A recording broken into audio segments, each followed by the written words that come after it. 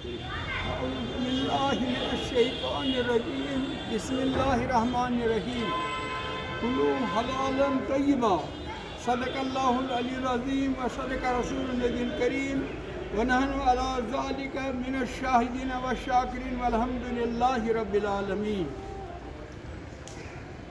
اللہ کا فرمان ہے کہ حلال اور پاک چیز کھایا کرو۔ نبی پاک صلی اللہ علیہ وسلم کا فرمان ہے جب آپ حلال غذا کھائیں گے تو آپ کی دعا میں اجابت ہوگی۔ آج کل جو عام طور پر لوگ دکانوں سے یا ہوٹلوں سے گوشت لیتے ہیں جو کہ پیکڈ ہوتا ہے، اس کی کوئی تحقیق نہیں آیا وہ حلال ہے، حلال جانور کا ہے یا حرام جانور کا، اس کی کوئی تحقیق نہیں۔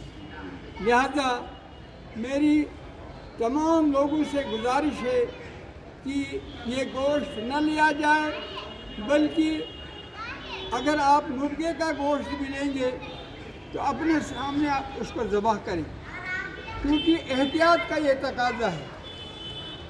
یقین اللہ کی ذات پر کچھ لوگوں کو کم ہو گیا ہے، وہ یہ سمجھتے ہیں کہ کسی کو معلوم نہیں۔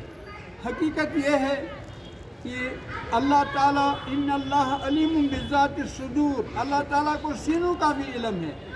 تو اس مناسبت سے لوگوں کو چاہیے کہ وہ حلال گوشت کھائیں۔ شریعت مطہرہ نے جن چیزوں کو حلال کیا ہے اسی کو استعمال کیا جائے، اور جن چیزوں کو حرام کیا ہے اسے حرام سمجھا جائے، اسے اجتناب کیا جائے۔ تو آج کل آپ دیکھ رہے ہیں کہ سری نگر میں، جموں میں پولیس کی جانب سے چھاپے ڈالے جا رہے ہیں اور یہ گوشت ضبط ہو رہا ہے۔